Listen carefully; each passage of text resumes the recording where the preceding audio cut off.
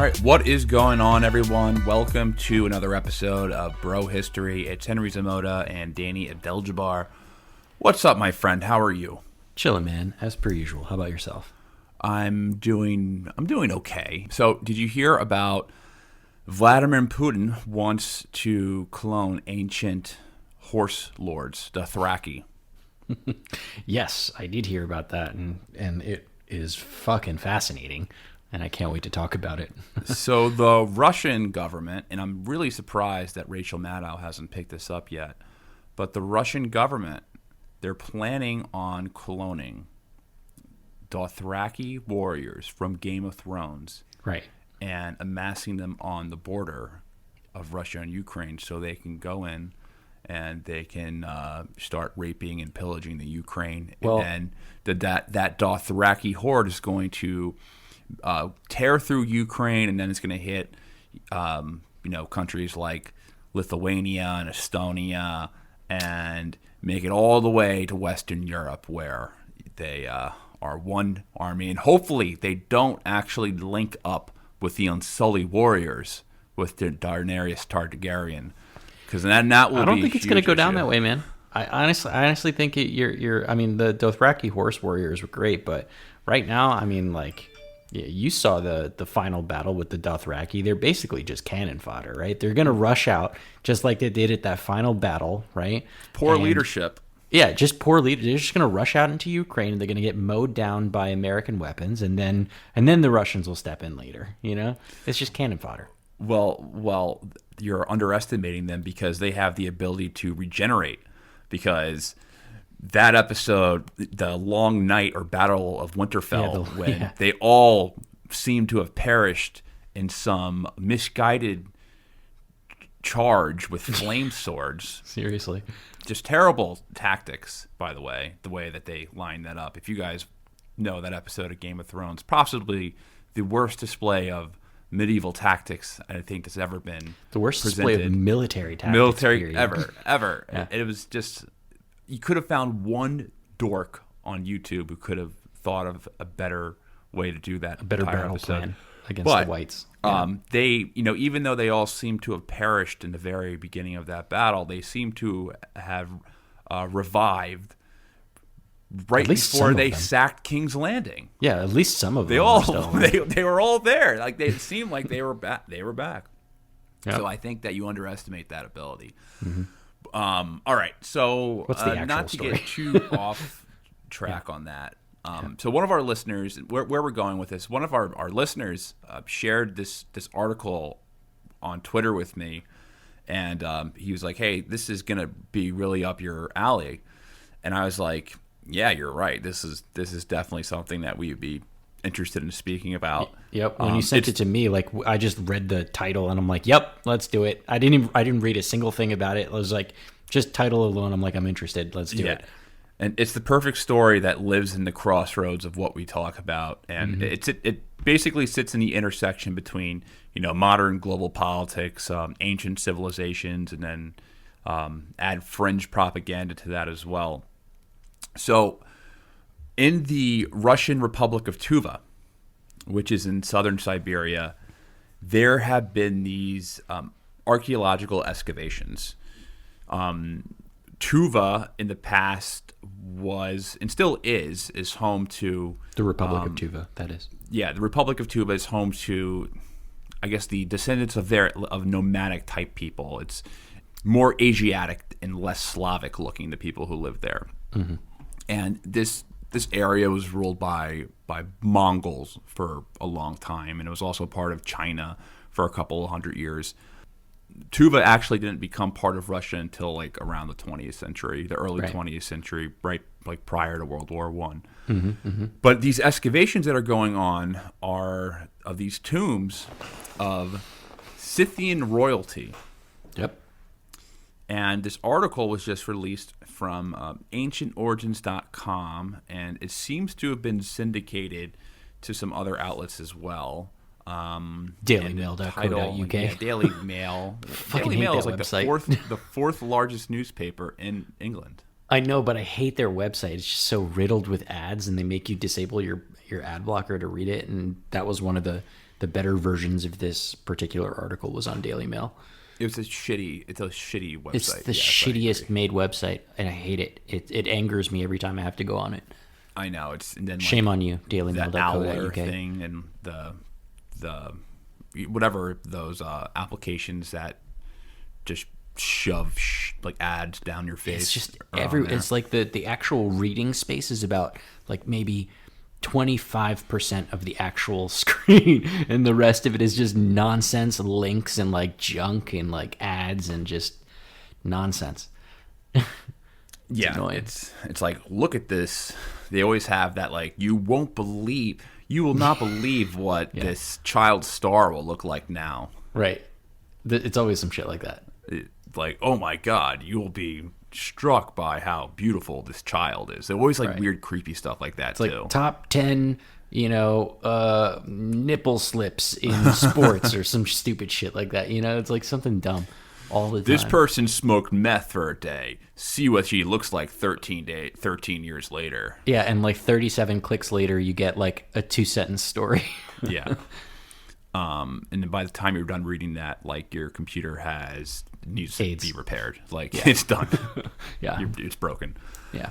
All right. So the story is called "Russia Wants to Clone Ancient Scythian Warriors," and I'll just go through it right now. It's not too long. So Russia's defense minister has announced his plan for the DNA cloning of ancient Siberian warriors and their horses. The ancient Tunic burial site located in the Valley of the Kings in the Republic of Tuva in Siberia holds the remains of 3,000-year-old Scythian warriors. So the Scythians are a group of ancient tribes of nomadic warrior type people who are, just a quick synopsis, we're going to dive deeper into them in this show. Yep. But quick synopsis, they are a warrior-like people that existed between 900 BC and 200 BC. And they're basically known for clashing with every single civilization that existed in that time period that we know about in the Near East. So they clashed with the Persians, they clashed with the Assyrians, they clashed with the Greeks, they clashed with the Macedonians, they clashed with everyone. Yep. Part of that was just like their location, though. They just happened to be in that crossroads, in that marchland, if you will. But, exactly. Yeah. And they're just, they're known as kind of disruptors in history. They're like the precursors to the Mongols, is a good way to think about them. Yep. So to go on with this article, now Sergei Shoigu, Russia's defense minister and one of Vladimir Putin's closest advisors, Sergei Shoigu is actually from Tuva. He's half Russian or half, and his mother, I think, or no, his father, he's half Tuvan or Tuvanese, or I don't know what the correct what term they call is. themselves. I heard he's like best boys with Putin, though. Like they're like real tight. Yeah, it's one of his close. He's been around forever. He's been on the upper cabinets there for a real long time. Mm-hmm. But if you look at him, he looks like he's half Asiatic. He looks less Slavic. He's from there, so maybe this explains maybe some of his fascination with this. Mm-hmm. So he has disclosed his desire to use DNA cloning to recreate an army of noble warriors. However, is this story perhaps a high-level cover-up that masks the signals of impending war? All right, so I think this is a little bit stretchy because he didn't specifically say this, but I'll let you continue. But it's very, very strange. So, basically, the crux of the article is that the Russians are trying to create this clone-like army, like in Star Wars. Yep. Yep. Which is just a wild accusation based off. So they're bringing back Jango Fett's. It's like they're crossing Star Wars and Game of Thrones, right? Instead of cloning Jango Fett, they're cloning the Dothrakis. Yeah, they're cloning the Dothrakis. Khal Drogos, a bunch of Khal Drogos. So archaeologists have been excavating the Tuva burial mound known as Arjan II since 1998, and a team of Russian and German archaeologists began excavating graves and tombs in the so-called Valley of the Kings in 2001. Now a Russian-Swiss archaeological team is being tasked with finding samples for DNA cloning of an army of warriors. An army of warriors. Game over, man. Game over, man. Oh, Jesus. What the fuck are we going to do now? Game over. You ever see Aliens? Yeah. Bill Paxton. Game over, man. Game over. What the fuck are we going to do now?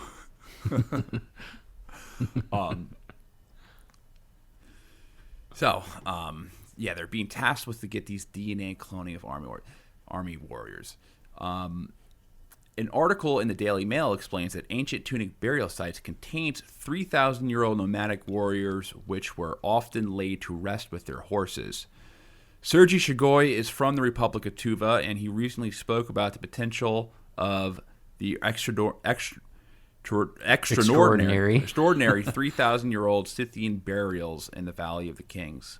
The controversial bit is that this potential, he talks of its sample, is to sample 3,000-year-old Scythian DNA, so the military scientists can recreate an ancient army of advanced warriors. Okay, stop there for a second. He didn't specifically say this, so I think they're definitely stretching this. Like they paid somebody. He didn't say anything like that. Yeah, he didn't say anything like this. All he said was, "This I'll is quote him. Let's quote him real fast. Hold on, but then let's go back to that next point after that because that's my favorite part of it, which is here. So what did he exactly say? He said. He said it would be possible to make, speaking about the DNA samples that he could potentially get from the mummies that they find, he said it would be very possible to make something of it, if not Dolly the Sheep. And he also said, in general, it will be very interesting.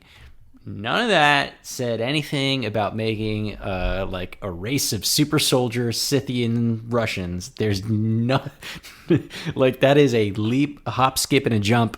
A giant leap forward from that one particular thing. But it is an interesting thing to say. It makes for interesting content, at least. Swing it that way.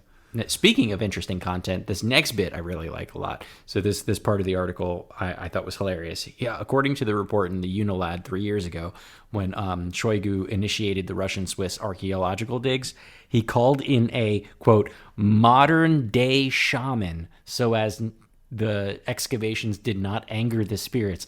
Because God forbid, when we're trying to make our Russian Scythian clones, we anger the spirits.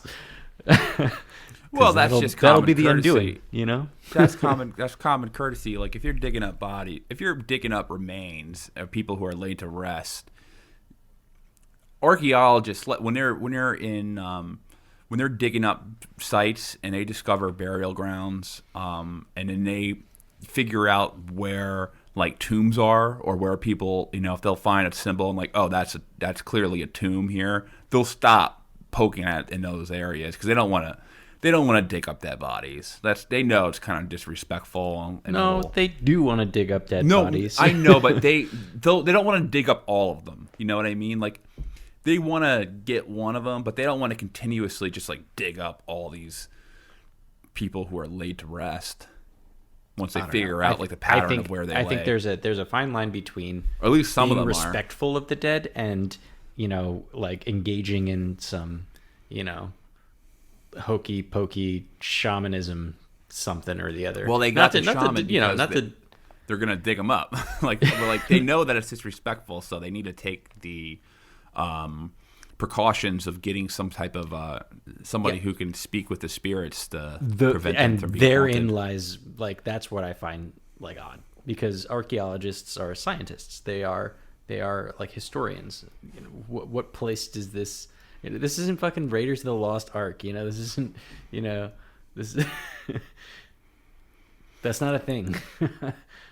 I'm sorry. I don't. I understand why they're doing that. They might as well get some type of, I don't know, at the very least, to symbolize showing respect. Because at least you can say like, hey, listen, we're showing the bodies respect. So we have, we got this guy who wears like a necklace full of teeth and stuff, chanting some mumbo jumbo over the body, so Arise, a chicken, tree doesn't arise. fall on them or something in their sleep.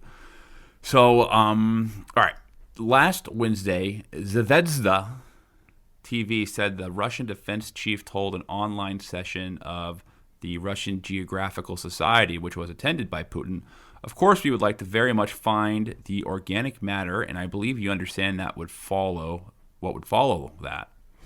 The defense chief added that the burials were discovered in permafrost, which should have preserved organic matter. Therefore, it would be possible to make something of it, if not Dolly the Sheep, added Shugoi.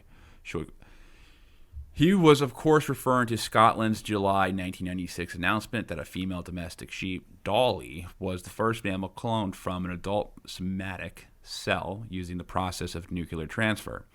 Let me try to put this whole story into perspective without getting myself into trouble. According to a 2017 PBS report, Russia's propaganda machine... Okay, this just goes on to say some goofy stuff. Yeah, let me read the last sentence because it's so cringy.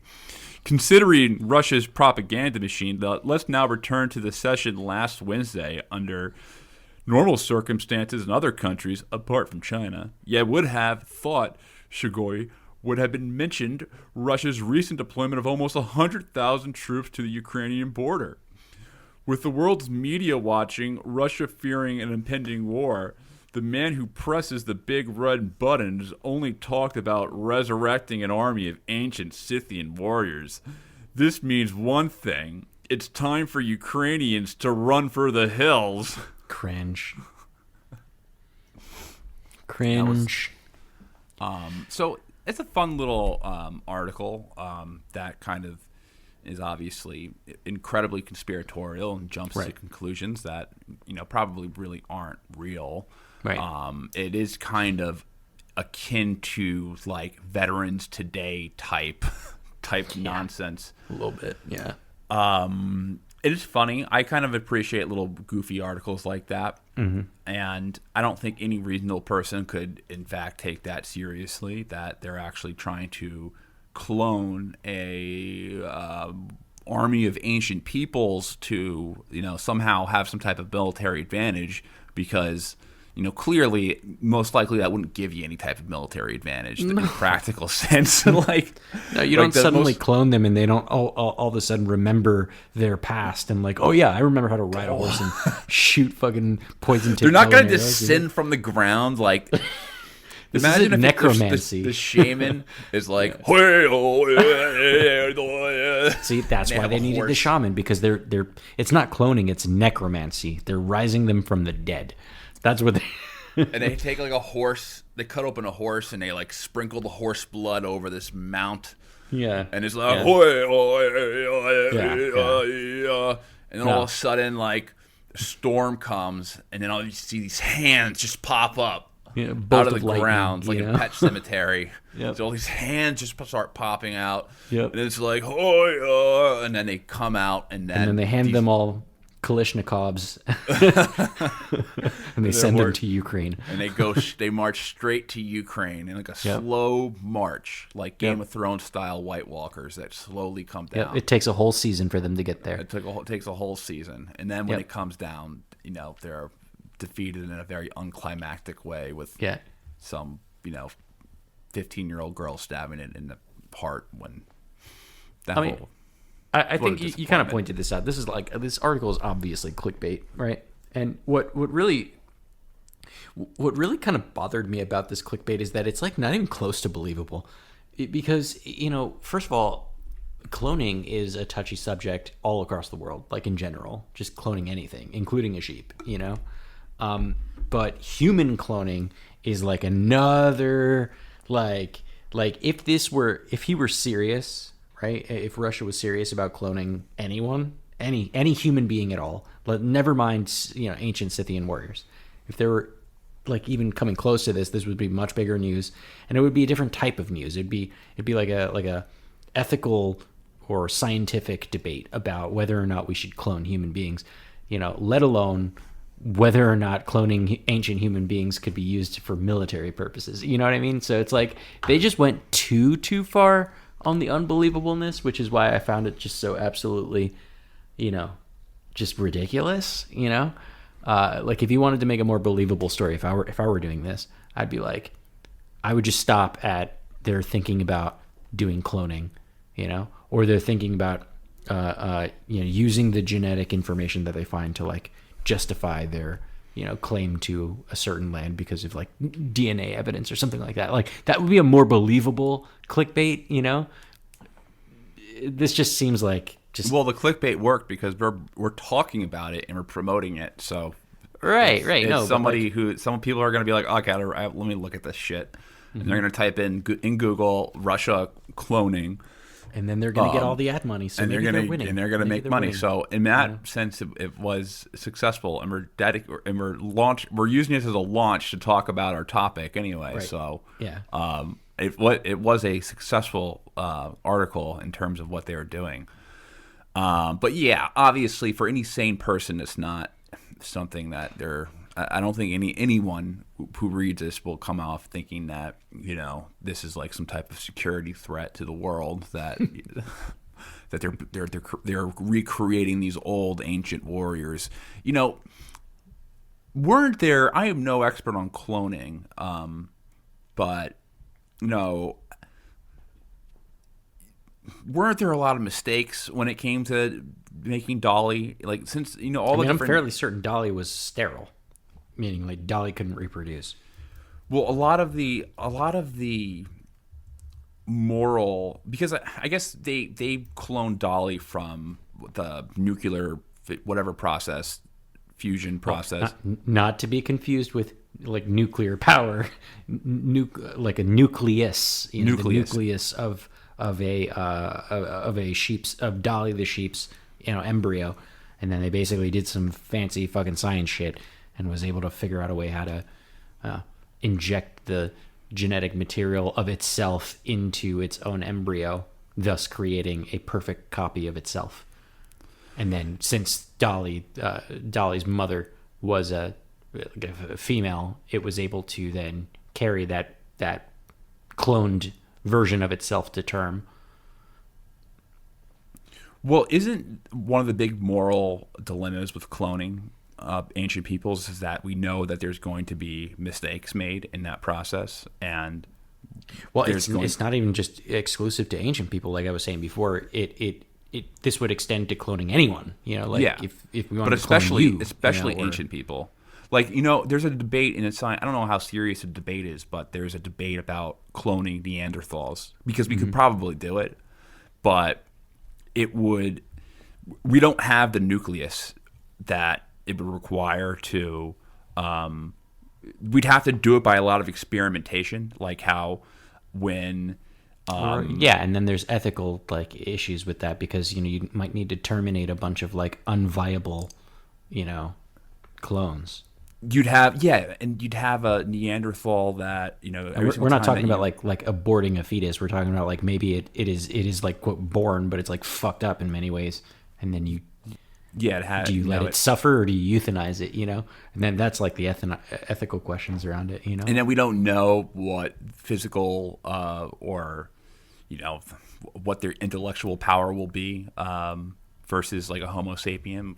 Whether they'll be smarter, or if they're considered mentally retarded by our standards, or if they are considered to have there some could also type be of biological concerns, right? Maybe they are, they could be harbingers of disease, right? Or perhaps they could be extremely susceptible to our diseases, which is probably more true, and then they just die pretty much immediately. So again, there's a million ethical concerns about cloning in general. And I think one of the more interesting ones is in the same region, they're trying to get mammoth DNA and clone a mammoth with Asian elephants and try to bring back the woolly mammoth, but the same set of issues is present. But on the other side of the argument there, it's possible that we could utilize cloning technology to unextinct animals that we are artificially driving extinct. Like the white rhino, as an example, just recently went extinct. We could maybe bring them back, or, the dodo bird. Apparently those fuckers were tasty, So there could be ways for us to bring back ecosystems by using cloning technology. But again, this is all like a wild ethical and scientific debate that's going on. They made a movie about this. About what? About what we're talking about. Really? I didn't know that. What was that? Jurassic Park? Yeah. Life finds a way. Yeah, it was a big hit back in the day. Yep. Well, the first one was good. I don't know. What's your opinion on Jurassic Park beyond the first one? I find them all entertaining in their own respects, but none of them will live up to the first one. Yeah, I agree. Well, what we thought this was a good reason to talk about this. It's a silly thing, not just to talk about cloning, but to kind of use this as a jumping off pad to talk about the story of Russian history, because we've been wanting to do we did a podcast on the history of Japan. I think it was a 6-part series or 7-part series, and we wanted to do a similar thing with Russia, and we're going to do it a similar format. We're not going to do it straight like we did before, just like 7 continuous episodes of Japan. We're going to like kind of fit them in between. But we wanted to use this as an opportunity to talk about, who the hell was living in Russia thousands of years ago, right? Kind of like because that's a very unclear thing. Yep. We always assume that nation states are constant. Existed in perpetuity. Right? Yeah, they existed in perpetuity. That their lineage goes back many thousands of years. So when you say, "Hey, what was ancient Russia like?" or "What was Russia like 2,000 years ago?" and you're like, "Okay, well, what were the ancient Russians like?" Well, what did ancient? There wasn't a Russia. Come to find out that there wasn't such thing as a Russia. The construct or a of Russian people, Russia, or the Russian people, is something that existed not really that long ago compared to compared to written history, or the time of the written history. And I want to jump this off about talking about the steppe, because I think it's a really important concept to understand what the steppe is. And people who listen to Dan Carlin, and this is how I originally learned about this stuff, through Dan Carlin's Hardcore History podcast. Mm-hmm. The Scythians are someone he's always talking about, the blood-sucking Scythians. I think this kind of steered into my brain. And these people lived on the steppe, which was this incredibly open grassland that runs from Mongolia to Manchuria, pretty much through Central Asia, and then it extends out to the westwards to the Hungarian plains, the Great Hungarian Plains. Right. And this is a type of landscape that is just vast and wide open. Like, think of the Great Plains in the United States. It's just wide open, or the Dothraki Plains, or the Dothraki Plains, the Great Grassland. Mm-hmm. Isn't it kind of funny that to teach, or I don't want to say we're teaching, but to like reference history, Game of Thrones is like something that's more relevant, and people know more stuff about Game of Thrones than actual history. It's a useful tool, man. It's a very useful tool. Well, that's because George R. R. Martin, he based a lot of Game of Thrones, or the Ballad of, or Song of Ice and Fire, off things from real history. So the Dothraki are kind of like they're a combination of the Mongolians and the Scythians and the Huns, like these people who lived in these areas. But also the Native Americans and things like that. Yeah, like he combined that's what they're based off of. They're supposed to represent these nomadic horse warrior people that were traveling in these large plains and were really scary and would clash with these civilized these pockets of civilization. It's not a terrible way to think of this. I think it's a helpful, useful tool, but it's not. It's obviously the real history is not exactly. They're not exactly Dothraki, but it's a helpful starting point. Yeah, it is. It is a helpful starting point. But what makes people, and I think what ultimately kind of steers a culture to the way it is the geography. Where do they live, and what kind of conditions do people have to live off of or live in? We talked a lot about this actually in our on our episodes of Ancient China, and how like the geography kind of dictates the types of people and the cultures and like how they live, just based around the geography. A lot of that has direct influence over that. Yeah, and the steppe is like the major influence on this type of nomadic culture, because this is not a place where you settle. There's nothing to really settle on. There's not like these rivers or these little cradle pockets that you're going to want to settle on. It's a place that just inspires movement. And the Scythians are one of these nomadic people that were always on the move. And what's also something that's native to the steppe are horses. Like, this is a natural environment for horses.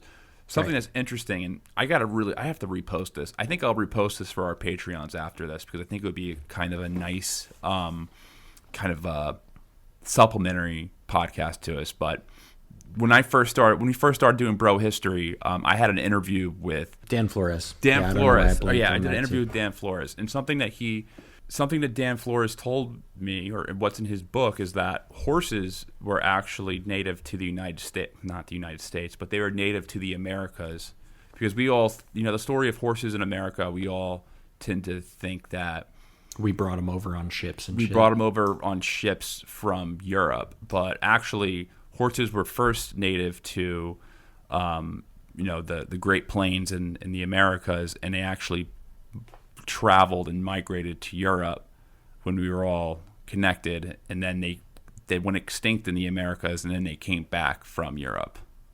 So it's kind of an interesting evolution of that. So you have this open landscape, you have horseback people, and this kind of sense of constantly moving around. And another thing to add is that this place is really easy to get from one place to another. Oh yeah, so wide open spaces. I was listening to this lecture by a archaeologist named Barry Cunliffe, and the way that he explained it is that if you got on your horse in the Great Hungarian Plain at the beginning of spring, and if you were traveling at a very normal rate eastwards, you would end up in Mongolia before winter. So we're talking about traveling a really long distance in a period of about 5 to 6 months. Right, on a horse. On a horse. We're talking thousands and thousands of miles, though. Like, just for context. Yeah. So you're able to get from place to place, travel from landscape to landscape very quickly. Right, because you're not crossing mountains and shit. Yeah, there's nothing in the way. There's just a few river valleys, and that's it. And another thing that he was talking about in this lecture was the gradient, the steppe gradient, which was real interesting. Essentially, it's weather from the west. It would come across the Atlantic Ocean and bring moisture, and as weather moved east, it would gradually drop its moisture. So ultimately what you get in the western steppe, you would get these green pastures. So the Great Hungarian Plains in the Pontic steppe in Europe, it's like this beautiful green pastures. And then on the flip side, on the east, the further east that you go, you get these drier, colder steppes. So for example, the Mongolian steppe, where the Great Horde was from, their native steppe was very dry and very cold. So there's this tendency to always be moving to the west if you're from the east. Yeah, for greener pastures, that's where that comes Literally, the grass is greener on the other side. So you get this flow of people over thousands and thousands of years who are going from east to west. Right. And ultimately, all these horse people, they would end their journey in the Great Hungarian Plains, the last very edge of the steppe, because these are horse people, and unless they kind of assimilate into some other civilization, they're not able to really thrive in another environment. Mm-hmm. Also, there's like some natural boundaries that'll prevent them from moving easily with just their horses. Yeah, well, that's exactly. So they can't really go anymore when it starts getting more wooded and there's more rivers and mountains, and then there's also like seas and shit. So like this is just a natural stopping point. Yeah, like Western Europe, there's a lot more. The geography is a lot more conducive to creating like these larger metropolises. The reason why Paris was such a great city is because it's by a bunch of rivers and stuff like that, and it's able to connect different parts of the country and become this centralized hub. So they stop when the steppe runs out. Right. Now, in the Altai Mountains, which is a mountain chain located where Russia, China, Mongolia, and Kazakhstan all meet, this is where you start seeing these predatory type nomads, the Scythian type people who originated from this area. Yeah. And good. Yeah, and these more aggressive ones are the ones who spread out across other areas and started conquering shit. Yeah. And I think we should probably pull it back for a second, just talk about the Scythians, because like this whole bit is like started about how the Russians are trying to clone the Scythians, and the Scythians are a steppe people, but I think they're pretty fucking fascinating in general. So I think it might be worth just like looking at them specifically. So you kind of pointed out already that they're nomadic people that ranged on that Eurasian steppe.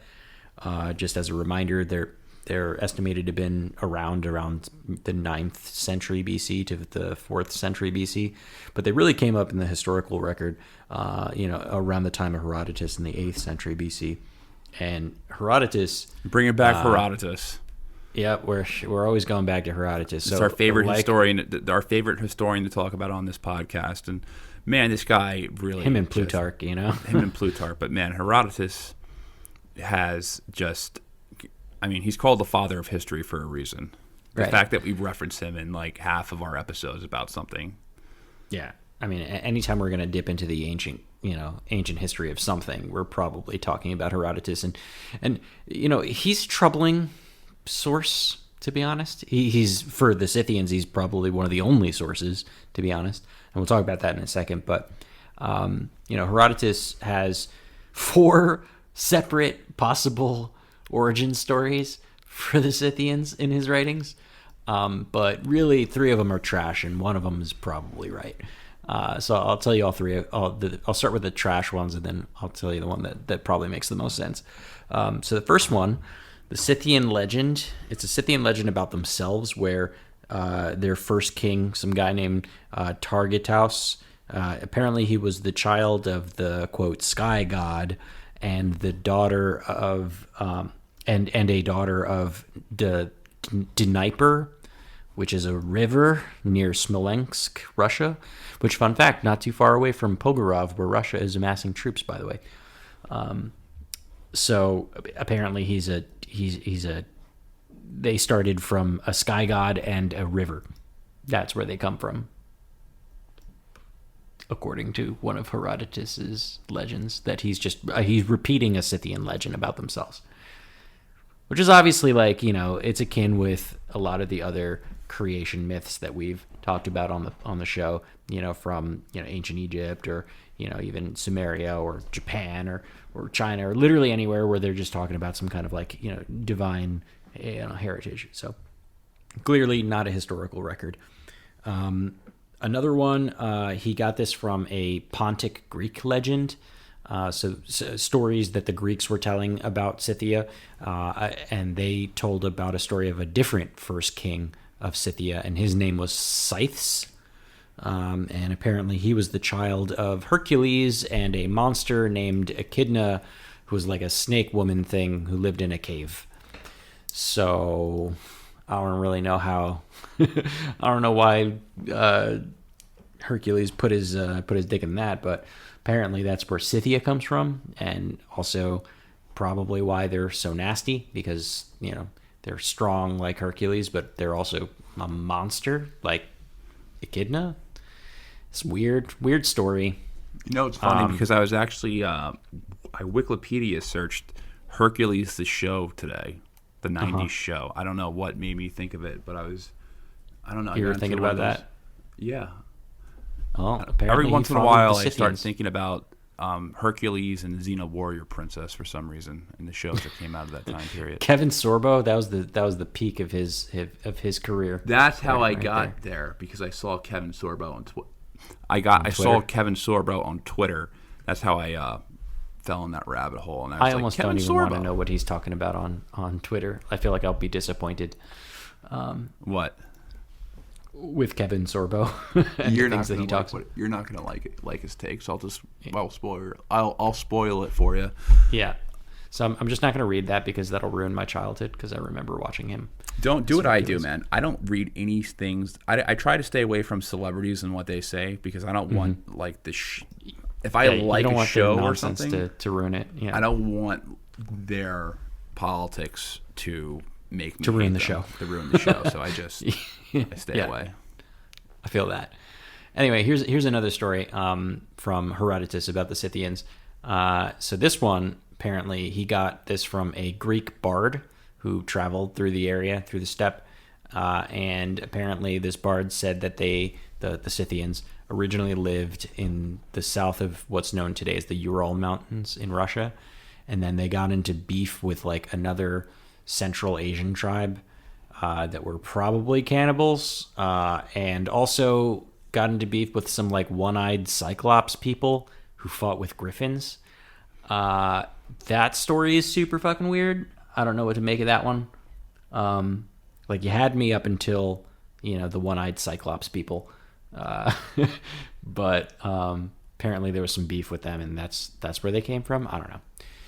But the most believable story and the most probable one, and admittedly the one that Herodotus believes the most, was that they probably came from a southern part of Central Asia, and there was a war with another powerful steppe tribe who lived in the northeast of Persia, and basically forced them to migrate west because they weren't able to fight with them. And then they all conglomerated towards the west and became what would be known today as Scythian. But like the whole backstory for an origin for the Scythians is messy and it's convoluted, and especially because it's possible that the term Scythian is just kind of a broadish term describing just the steppe peoples in that region during that time. But there was enough cohesion in the culture of the Scythians that we found, probably enough to consider them a whole peoples. But like a lot of things, it's kind of complicated. And I think part of why it's so complicated is because they were nomadic, right? And they were moving around, and there were a bunch of sub-tribes, and they sometimes banded together and sometimes they didn't. It's confusing. Yeah, I mean that's what I always assumed what the Scythians were. They were kind of just like this mysterious nomadic group that was kind of like a catch-all phrase to the people who lived in that area. Mm-hmm. But I guess through archaeological finds later, we were able to confirm that, hey, these guys actually had a lot in common, like culture-wise. Like, tribes that we found in Siberia have often a lot of things in common in places that are maybe closer to the Caucasus. Exactly.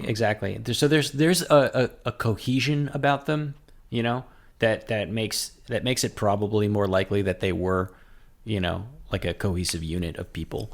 But again, the troubling part, and I don't want to, spoiler alert or anything like that, but like the Scythians people, they just kind of like fizzled out, like they just kind of disappeared. And you kind of wish that you had Scythians, the Chaldeans. We still have Chaldeans, have Scythians still. Yeah, well, maybe we might. We'll talk about that in a bit. But because we're raising them from the dead. No. What's interesting about it is that there wasn't like a war or like an epidemic or like a mass migration that we know about for the Scythians. People just stopped talking about them. and they just kind of disappeared, which is really interesting. We'll get to that part later.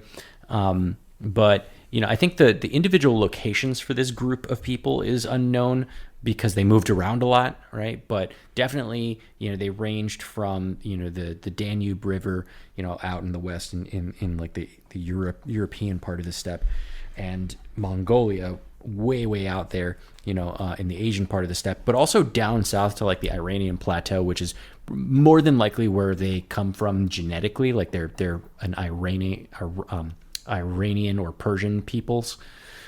So the general consensus is that they ranged over an extremely broad territory, which obviously would present, some interesting variations among the Scythian people itself, right? There would probably be like, these are the, Mongolic Scythians, and these are the, Danubian Scythians, and so. But they all spoke roughly the same language, apparently. So. Well, if you look at a map of like just the ancient empires in 500 BC or so, like 600 BC, the old time, you'll always see that everything that's not a civilization is kind of like mapped out as Scythian. Like, oh, just everything north of like the like Sumerian or the everything Akkadian north of Greece. Empire. Yeah. Everything north of like the Black Sea, just like Scythian. Yep, that's Scythian. All of this, yeah. Well, I mean, it makes sense though, because that's where a lot of our, going back to Herodotus, a lot of our people who are familiar with them from again the Dan Carlin podcast. Dan Carlin did a 3-part series called King of Kings, right. And it's about the rise and fall of the Persian Empire, essentially. So he goes through the rise of Cyrus the Great, and then he goes, to Xerxes, and then he goes to ultimately the fall with Alexander the Great conquering it. But he talks a lot about like how Cyrus the Great's initial clashes with the Scythians, and how Cyrus the Great's death was actually a result of him fighting a Scythian princess, like a Scythian, like a female warlord. Yep, who women fought. Poetically he was trying to marry himself off to make some type of an alliance. Yep. And she rejected that, and they went to war, and she poetically killed him on the battlefield. And that is not obviously something that is probably, there's a lot more myth to it than reality to it. It was kind of a good story, but that's what Herodotus said. Women apparently did fight, and there's been archaeological evidence of like Scythian female warriors, which is pretty cool, So there's some elements there, and we do know that politics of the time. I mean, politics now, organizes itself around like weddings of convenience, to either to prevent war or to create it in some cases, so elements of that could be true for sure. No, I think that it was just a convenient story to teach something, because ancient historians, there's things that are corroborated from Herodotus that we can confirm are true. They're like, oh man, Herodotus got something right about how Scythians that were in current day Palestine or something like that, as an example. Right. But then they'll realize, but this was a story that was also being used to teach a lesson, send a message, teach a story about irony or something like that. Usually it's something ironic or something about morals or something a story that kind of humility, so these types of qualities that they want to instill within their society. So totally, that's why there's so much to take with a grain of salt. And with the Greeks, when they looked at people like Cyrus the Great, that's when they always looked at him favorably, and the Persians became corrupted later on by the corruption starts with like Xerxes. Like that's when, I don't know why I went off of that tangent, but however, I think it's relevant to kind of explain who they were or how they were represented at that time by the historians. That's a good point. That's a good point, and I think that is a pretty good segue to what I wanted to talk about as well. Because a lot of what we know about the Scythians is like secondhand accounts, right? Like from Herodotus, etc., or from these stories, from like say the Persians, things like that. And oftentimes, they dehumanize the Scythians, and like the trouble with the Scythians is they didn't write shit down. Like, so we can't read their firsthand accounts of things. So oftentimes we get this kind of very superficial description of the Scythians and who were the Scythians like, and oftentimes it was very negative, because they were a warring people, or at least they had warriors, right? So I think I kind of want to return back to the geography again and talk about the steppe a little bit more in relation to the Scythians, because I think it helps kind of understand who the Scythians were really, So we talked about how that geography plays a big role in the types of cultures that spring up, like I said, on episodes of China. And in this particular steppe region, like you said, Henry, this geography really lent itself well to nomadic culture, and particularly animal husbandry. And that part is pretty important. Animal husbandry. You mean like marrying animals? We went over this already. I don't know. It just sounds like that. Yeah. It just sounds like that in English, like animal husbandry. It just sounds like, oh, now they're marrying the animals. Yeah. No, that's not it. It's raising animals, basically raising cattle, sheep, horses, things like that. It's a funny word. But it's important that that's what they do, or that's at least their primary economic model is animal husbandry, because, like, put it into perspective. This is the idea. The idea was that as the seasons changed, right? You mentioned, that you could go from, from the western part, the European part to, Mongolia from spring to before winter, right? So it would take you not a super long time. And so the idea was, as the seasons changed, people would move around the range, looking for, quote, greener pastures, so to speak, So remember that part of the areas that these people ranged across, was Siberia, where it's fucking cold as shit, And so they'd go someplace warmer during the winter, and they would come back in the summer months. And oftentimes they would come back because they would just be following the animals that they were hunting, because the animals would move back and forth in that same kind of pattern. And so they'd take the horses that they would raise and the sheep and the cattle that they would raise, and as they would move back and forth across the steppe, they would interact with and trade with more settled people along the way, right? And so this influenced pretty greatly, their culture, but definitely their art a lot. For nomadic people, and this is kind of the trouble of being nomadic, there's often, these like goods or, materials that you can't really get your hands on because you're on the move all the time. But on the flip side, there's always an opportunity for you to trade because you have things that other people don't usually have. As an example, furs, leathers. These things were in high demand pretty much everywhere. And, a steppe, a grassland, is the perfect place to raise animals, right? So they were able to mass produce furs and leathers and hairs and wools and things like that. And these are all things that settled people who don't have a giant grassland to raise all these cattle on, didn't have. So it was pretty mutually beneficial. And also an interesting dynamic, which still kind of goes on today, is that they were trading with, at least from the accounts I've saw with them, heard about them trading with the Greeks. Yep. They would trade like, their raw goods, their raw materials, leathers, wools, rope from horsehair, things like that. But they would trade it for finished goods. So like what the Greeks would give them in return are things like they'd build them, like, here's a shirt, shirt, or here's some armor, or armor, or swords, right, or wine, which was they loved wine. That's actually that was a bit of their what I was reading is that they had a really like fetish for wine, and they would often like almost bankrupt themselves by giving away all of their wares for more wine. Like that was a big because they don't sit around and they don't do it. And once they got a taste for it, it was just like. What's interesting though is that I feel like there's almost kind of like a level, like a spectrum with these ancient cultures, especially with like, I feel like there's like more areas that you have like a greater degree of like Scythian like culture, like our Macedonia, for example. You know, it's not really Greek, or Nope. I guess you can Not argue all exactly. day. You can argue all day about, you know, whether Macedonia or Macedonia, Greek, or whatever you want to if its call own it, thing.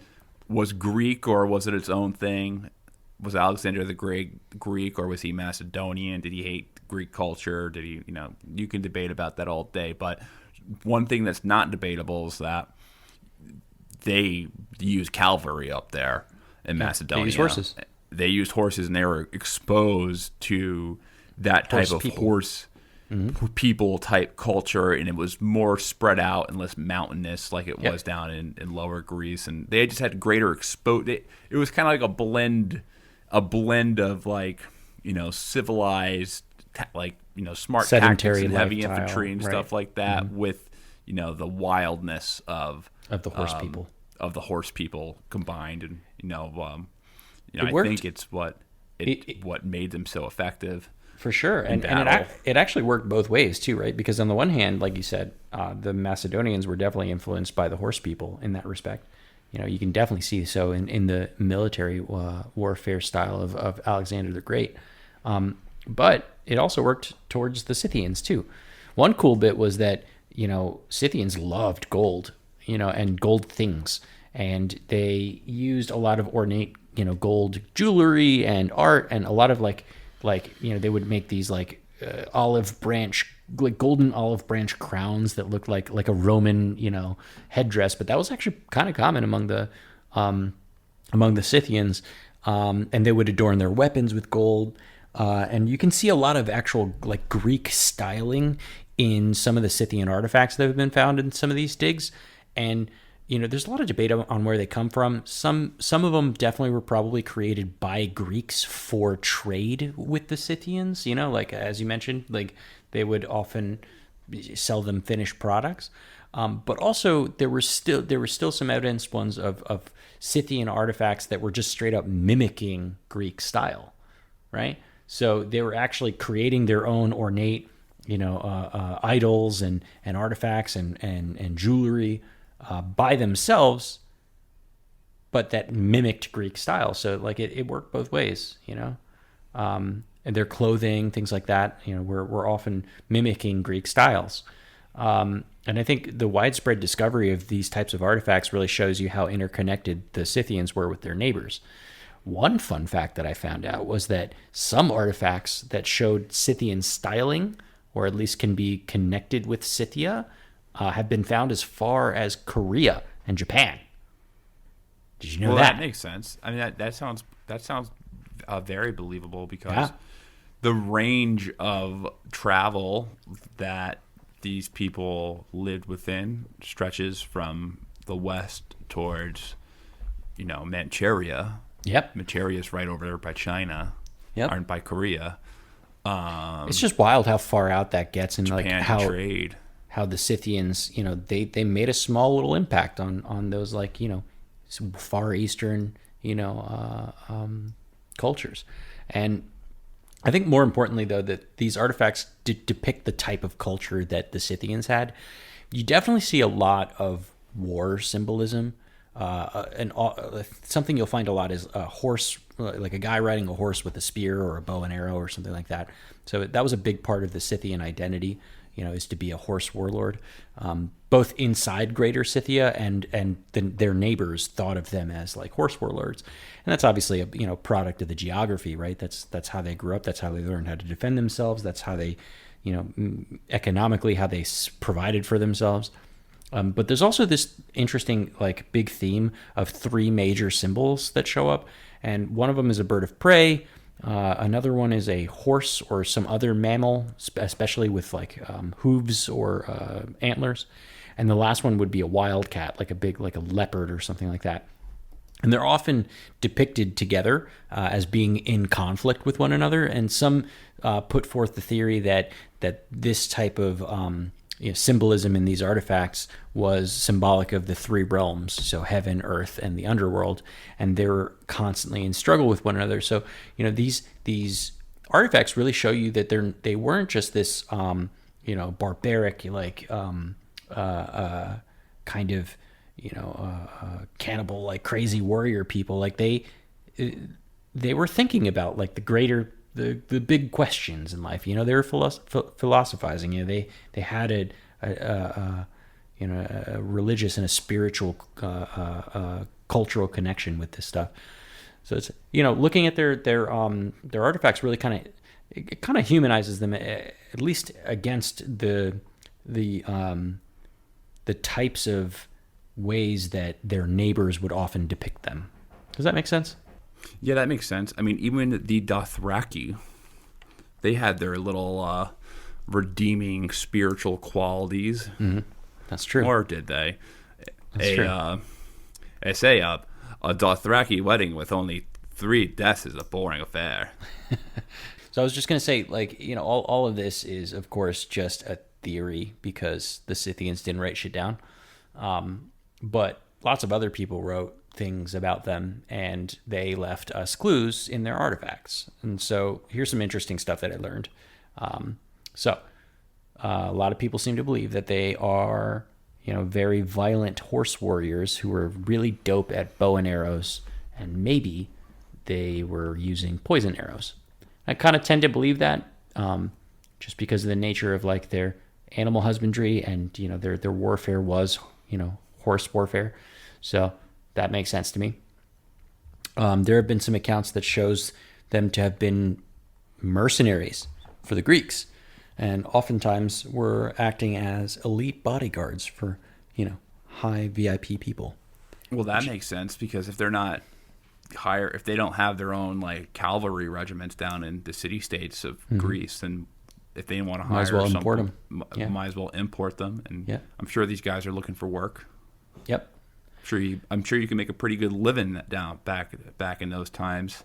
If you serving were a winning lord. city state, Yep. getting to be on horse and sack a Greek city state. Look Sounds at all like this fun. wealth. Yep.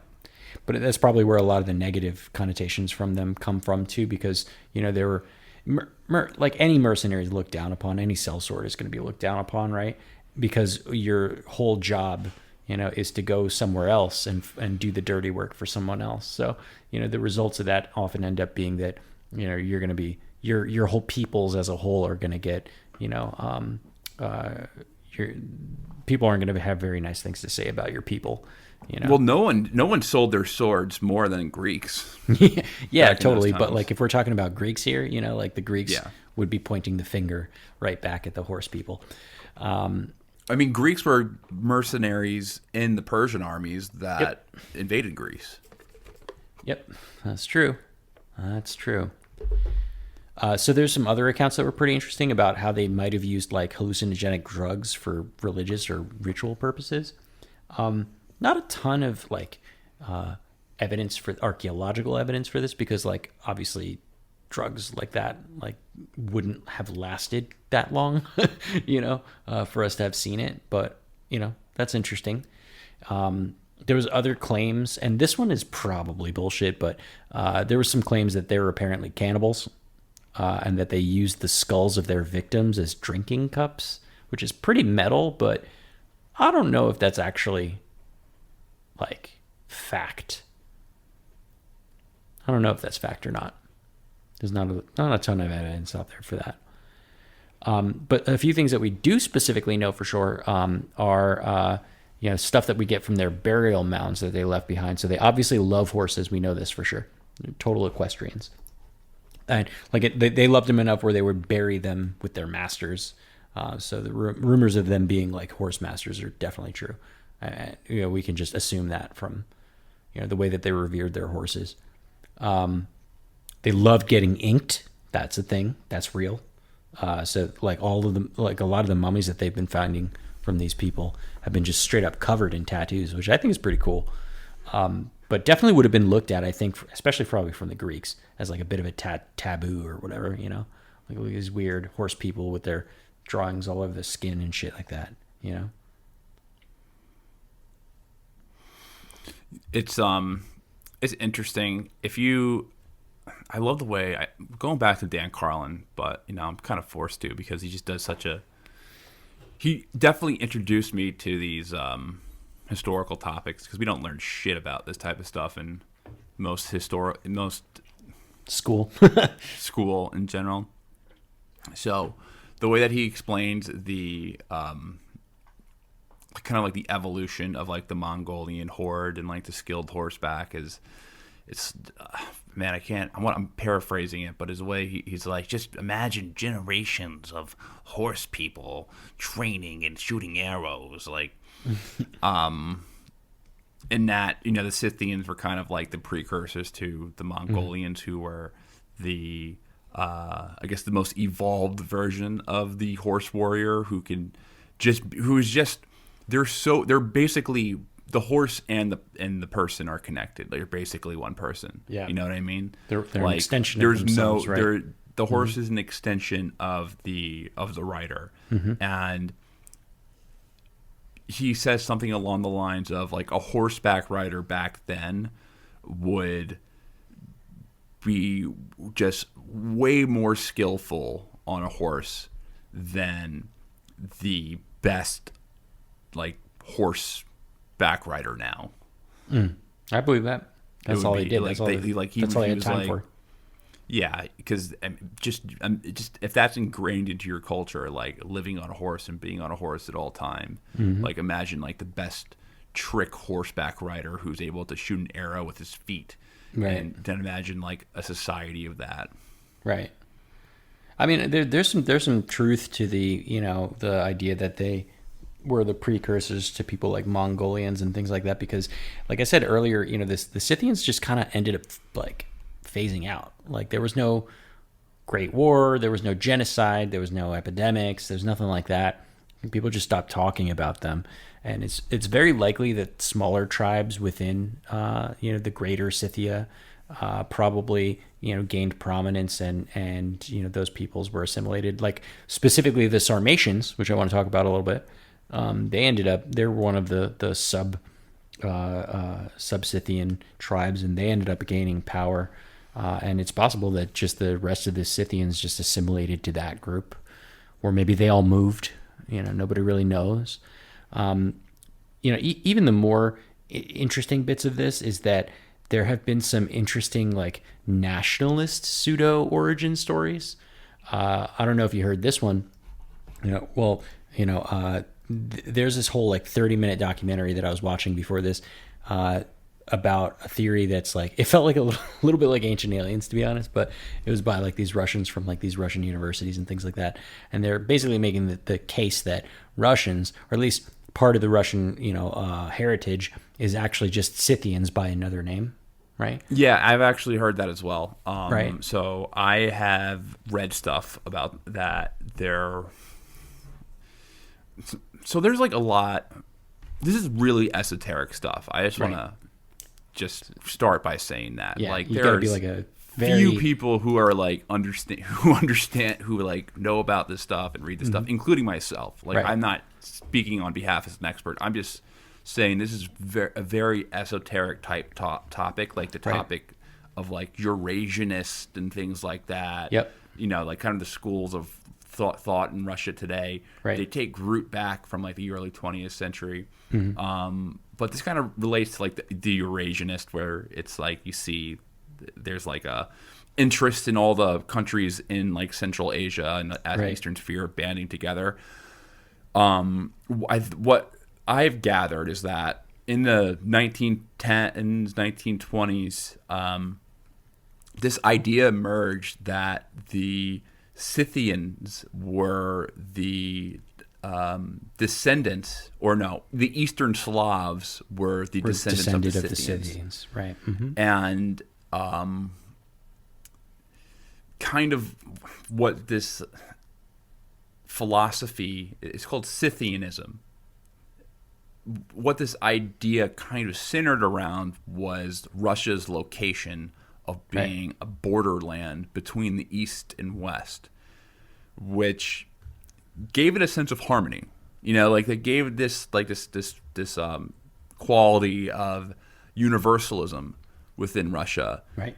And Russian society had a duty to be to balance both like European and Asiatic cultures. That's kind of like probably not a great explanation of what this was. Well, but it's the best. No, it's pretty good. And I don't know if you heard about this one, but I found out through reading about the Scythians, because like I said, the Sarmatians eventually kind of superseded the Scythians, right? They're the ones that came after, and they ruled in the steppe area, but they were mostly on the west side of the steppe, in the European areas. And there is also a Polish-Lithuanian, almost pseudo origin story that posits that the Poles and the Lithuanians are actually the direct descendants of the Sarmatians.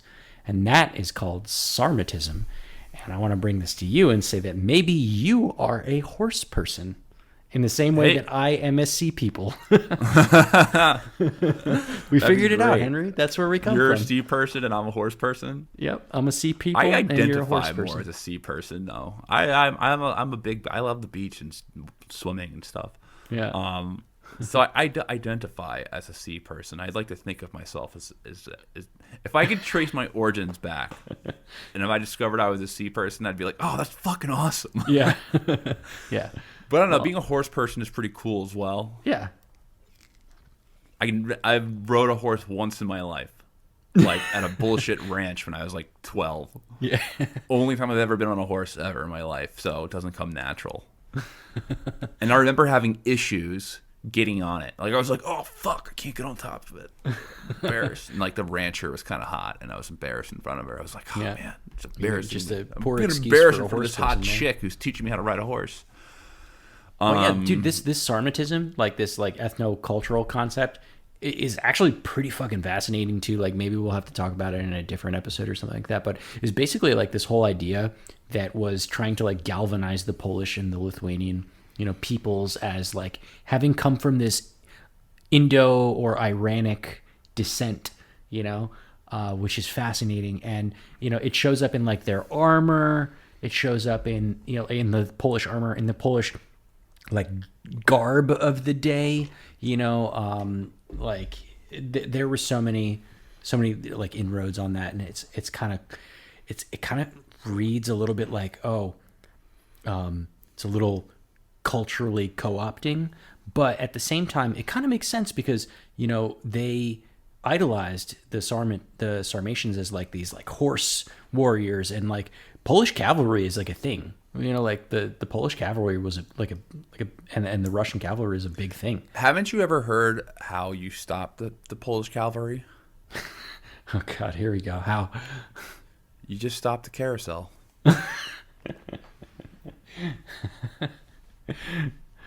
Oh man, apologies to the Poles out there. It's an old school Polish joke. How do you stop the Polish cavalry? Turn off the carousel. Yeah, well, but yeah, I mean, the Polish military at the time, they definitely modeled it around like a strong like horse cavalry. So it's interesting.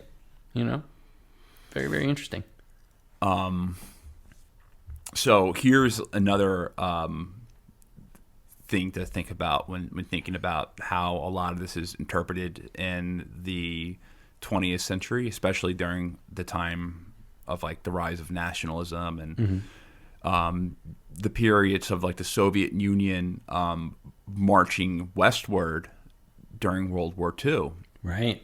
Is that a lot of people like in the Czech Republic is a really good example, and Poland is a good example. A lot of these countries on the periphery of Eastern Europe, who are kind of Central Europe, a lot of the countries that now, kind of wanted to get in NATO who wanted to get in NATO right away because they did not want to get into some type of Warsaw Pact ever again. A lot of them during World War II.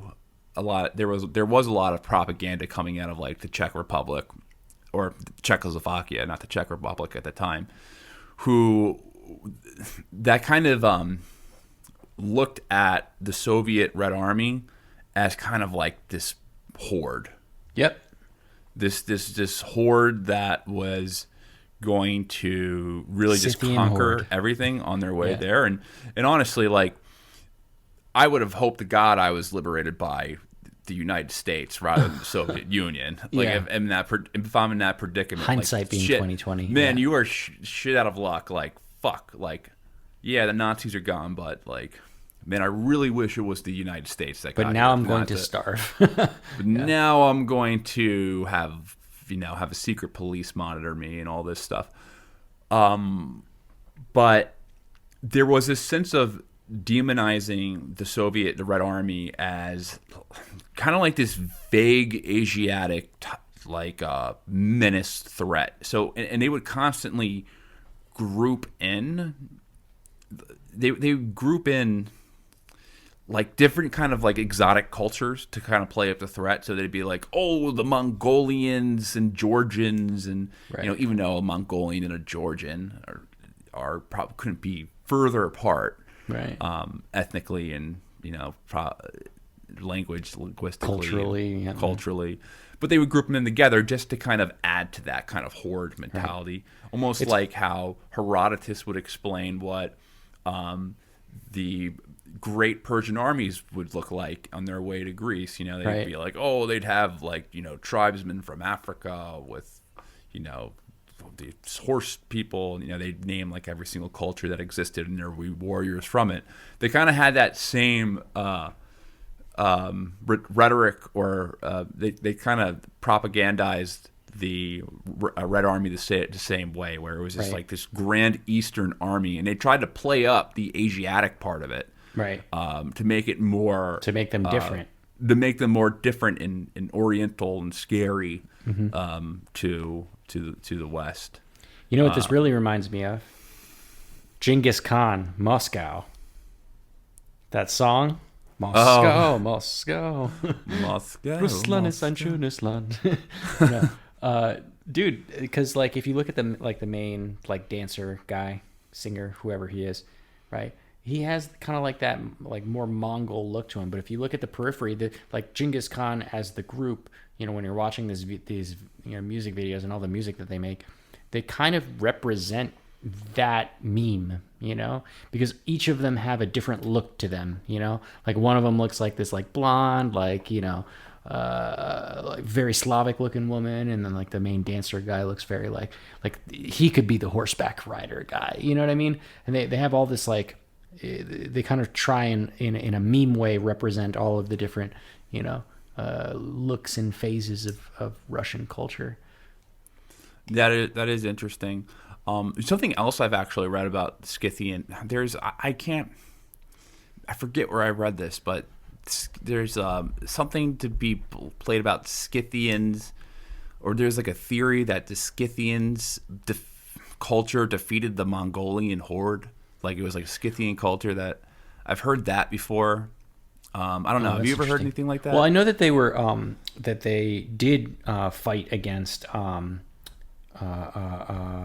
not the Khans. It was who's the horse lords that they? It wouldn't have been the actual Scythians because they had ceased to exist by the time that Mongols. No, invaded, and I'm talking about the lines. actual the Scythians. The Huns? No, not the Huns. Yes. Oh, the Huns? The Hun, but there's a specific Hun. The Attila the Hun? Attila the Hun, thank you. But yeah, the Huns are another example of that. Those steppe people that just kind of moved. Europe has been invaded so many times. There's been so many different invasions of Europe, which makes it just this really, really kind of hodgepodge of different like identities and cultures and things like that, because of just the pure. I'm not even talking about like the more recent invasions in our history, like ancient invasions, like in a very, very prehistory world. There's been so many different migrations into Europe, which makes it, I think, like very unique. Now here's something else. Going back to, I'm going to ramble. By the way, it was the Sarmatians, but as you know, the Sarmatians were the folks that came from the Scythians, or at least the ones that superseded them after a while. But same idea. Sarmatians fought the Attila the Hun and beat him back. there's another thing in Czech culture. Just to go back to that, there's also kind of like this sense of pride that the Czechoslovakians were the ones that beat out the Mongols. Everyone wants to take credit for something like, oh, it was us who beat them. It was our ancestors who who expunged the Mongols out of Europe. All interesting stuff. What else do you have to add? Well, I mean, just kind of going back to the original article that we were talking about earlier, all of this information that we've been talking about have been basically coming out of the archaeological evidence that we're getting out of these Scythian burial tombs, and these are all in the Russian and Ukrainian areas, and the burial sites are called kurgans, or castles in Russian. What I think what's important about this is that there is this. Well, first of all, the Siberian permafrost is able to, keep well preserved all of these mummies and things like that, which is, thankfully is why we're able to learn so much new stuff about it. But, it brings us to the original topic, that Russia's could be cloning the Scythians for some weird ass reason. Very likely, this is just a bullshit, clickbait article. But, what I find fascinating about the whole situation is that the Scythian peoples, right, inhabited the same land as what we would now understand the Russians and the Slavic people generally to inhabit, and they kind of just disappear, and they also pop up in this ethnic mythos of the Slavic people in that area. So I find it fascinating that in this moment where we are legitimately having some tensions, with Russia, especially on the Ukrainian border, that we're now getting an opportunity to revisit, their history and think about and learn about, the potential places where they came from, because I think it's very interesting that, the whole region is a bit of a tinder pot right now. Yeah, and I think a shared origin, and what the goal is on one of our next episodes, we want to go back and forth, tackle modern stuff as well as hit the historical stuff as well. But I think the next logical step to explain some of the differeses and just like an overall kind of historical context that I think most people should know about this area of the world is probably going into the Kievan Rus, which is the first state that emerges in that area, the first place that we would consider a state, which emerges around 800, 900 AD, so 1,000 years after the Scythians have ceased to exist. And, long gone. There's an argument of who they are and what their combination are, but essentially it's like the Vikings, it's Norse people from Sweden and people from Finnish people, and all these different people, collectively create. But maybe some Scythians. And maybe some Scythians, but I think that is a topic that we need to hit on another episode, because that will open up a whole new can of worms. I just want to warn everyone to watch out for clone armies, and maybe we should start cloning our own armies to combat that. Maybe we should start cloning like Comanche or something. Comanches. Like that. Ooh, that would be interesting. Yeah. That would be a good episode of Deadliest Warriors, the show that we were talking about the other day. Yeah, totally. Clone the Comanches and have them fight the Scythians. Who'd win? Yeah, let's. Well, who was the deadliest Native American tribe in North America? Was it? I mean, I think any of our tribes would probably lose though, because they didn't have iron weapons at that time. That's true. Well, I mean, we'd have to even the playing field, right? Wouldn't we? Because you wouldn't put an American soldier today against a horse warrior, because the American soldier would win because they have guns. Right. So if you were going to fight two people from different time periods that had different technologies, wouldn't you just have to either give the Native Americans some iron weapons, or perhaps maybe increase their numbers? I don't know. Who knows? To make it a fair fight. Yeah. It would be an interesting TV show concept. All right, that's everything I had to say. Yep, same. All right. Thanks again for joining us for another episode of Bro History. If you enjoyed the content, you can get more content going to our Patreon, Patreon/Bro History. You can join for just $1 a month. Extra content. Join our Slack community where we all communicate. And then another thing that's really helpful to help us is to rate and review the podcast if you are listening on Apple. The number one way to grow, the majority of our listeners, about 95% of our listeners come through Apple. One of the reasons why we get so many listens on Apple is because you guys rate and review the podcast, and it really does help us grow. It helps tremendously. So if you're listening on Apple, go to the star thing in the top right-hand corner. Go to rate and rate the podcast. Give it a 5-star review. Write us a nice little review. Say, hey, you guys are a great podcast, and I appreciate you guys, and I'd like to tune in every week. You can write that, or, hey, you can even write, hey, you guys can go rot in hell. You know, maybe whatever floats your the boat. former. I may disagree with you, but I'll fight to the death for your right to say it. Yeah, but definitely do say it, and you know we're coming really close to that 500 mark, which is awesome considering where we started. So we really appreciate the yeah, get us to support. 500 reviews if you're listening to us. We're right there. All right, enjoy your Sunday. This is when we're recording on Saturday. This should be released on Sunday morning. Have a wonderful week, and we will see you next week. Peace. Peace.